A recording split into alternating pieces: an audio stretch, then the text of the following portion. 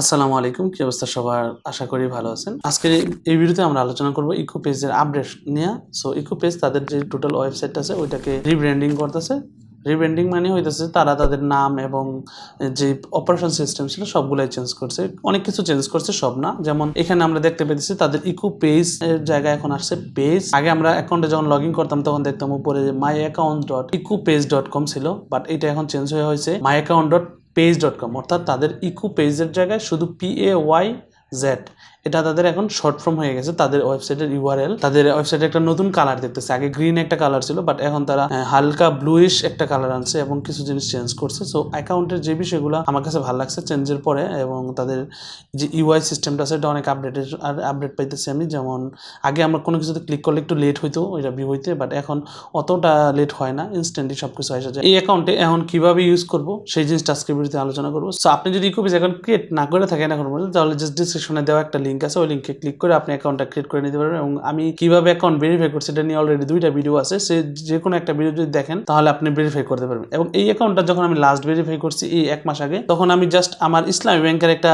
এই সেলফিন যে অ্যাপসটা আছে ওই অ্যাপস থেকে স্টেটমেন্ট ডাউনলোড করে পিডিএফ দিয়ে দিয়েছিলাম, এবং ওই সেলফিনের যে পিডিএফ আছে ওইটা দিয়ে ভেরিফাই হয়ে গেছে। সো এখন তারা ভেরিফিকেশন প্রসেসটা অনেক ইজি করছে, আগের মতো অত টাফ না। সো যদি আপনি প্রথম অ্যাকাউন্ট ক্রিয়েট করেন তাহলে আপনি ইউরো অ্যাকাউন্টটা ফ্রিতে পাবেন, এবং এই ইউএসডি বা একাধিক কারেন্সি অ্যাড করার জন্য আপনাকে অবশ্যই অ্যাকাউন্ট ভেরিফাই করতে হবে। ভেরিফাই করার সাথে সাথে আপনি আর 2-1টা অ্যাকাউন্ট অ্যাড করতে পারবেন। এখানে চাইলে আপনি একাধিক কারেন্সি এখান থেকে অন করতে পারবেন। জাস্ট কারেন্সির নাম দিয়ে দিবেন, ধরেন INR দিতেছি, দেওয়ার পরে আমি এখান থেকে কারেন্সি INR দিয়ে দিতেছি, সিলভার করে INR দিলাম। দেওয়ার পরে এখন যদি আমি সেভ দিই তাহলে আমার কাছে আরেকটা অ্যাকাউন্ট ওপেন হয়ে যাবে। বাট আমার এখন INRটা প্রয়োজন নাই, আমি ইউরো এবং ইউএসডি এই দুইটাই জাস্ট ইউজ করি। এবং আপনার এই পেজ অ্যাকাউন্ট থেকে আপনি যদি জাস্ট অ্যাকাউন্ট ক্রিয়েট করে ভেরিফাই ধরেন করছেন, এই মুহূর্তে আপনার অ্যাকাউন্টটা নর্মাল ভেরিফিকেশন স্টেপে আছে, বাট অ্যাকাউন্ট ভেরিফাই কমপ্লিট করে ফেললে আপনার অ্যাকাউন্টটা সিলভার হবে। এই যে দেখেন এখানে আমার অ্যাকাউন্টটা কিন্তু লেখা আছে নিচে গোল্ড পেজ অ্যাকাউন্ট। সো অবশ্যই গোল্ড অ্যাকাউন্ট করার জন্য আপনাকে আমার ডিসক্রিপশনে দেওয়া যে লিঙ্ক আছে ওই লিঙ্ক দিয়ে খুলতে হবে, এবং আমাকে যে কোনো একটা থ্রুতে জানাইতে হবে, হয়তো ভিডিওর কমেন্টসে অথবা আমার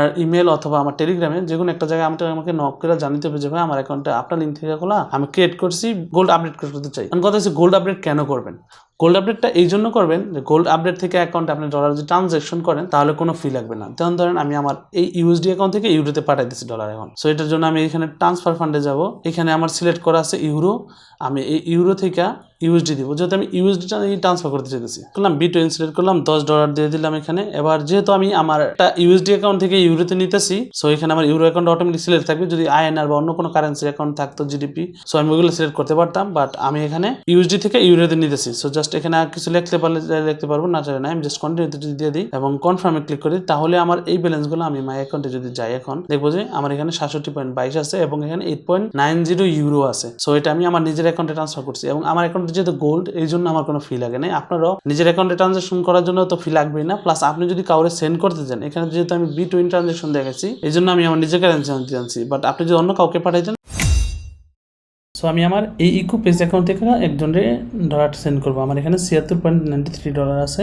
আমি এইখান থেকে ওরে জাস্ট $76 সেন্ড করবো। সো সেন্ড করার জন্য এখানে অ্যামাউন্ট দিয়ে দেবো 76 এবং ওর ফোন নাম্বার না দিয়ে আমি জাস্ট ওর অ্যাকাউন্ট নাম্বার দিয়ে দেবো। এখানে ওর ফুল নামটা দিতে হবে এবং নিচে দিতে হবে অ্যাকাউন্ট নাম্বারটা। সো তার অ্যাকাউন্ট নাম্বার দিতেছে এইটা, তারপরে এখানে পারপাস দিয়ে দিলাম, লোগো ডিজাইন দিয়ে আমি এখানে কনফার্মেশন দিয়ে দিলাম, এবং এইখানে আমার কাছে আমার পাসওয়ার্ডটা চাইবে, পাসওয়ার্ডটা অটোমেটিক নিয়ে আসে, সেখানে তার ডিটেলসগুলো দেখাই দিয়েছে, আমি জাস্ট এখানে কনফার্ম করে দেবো।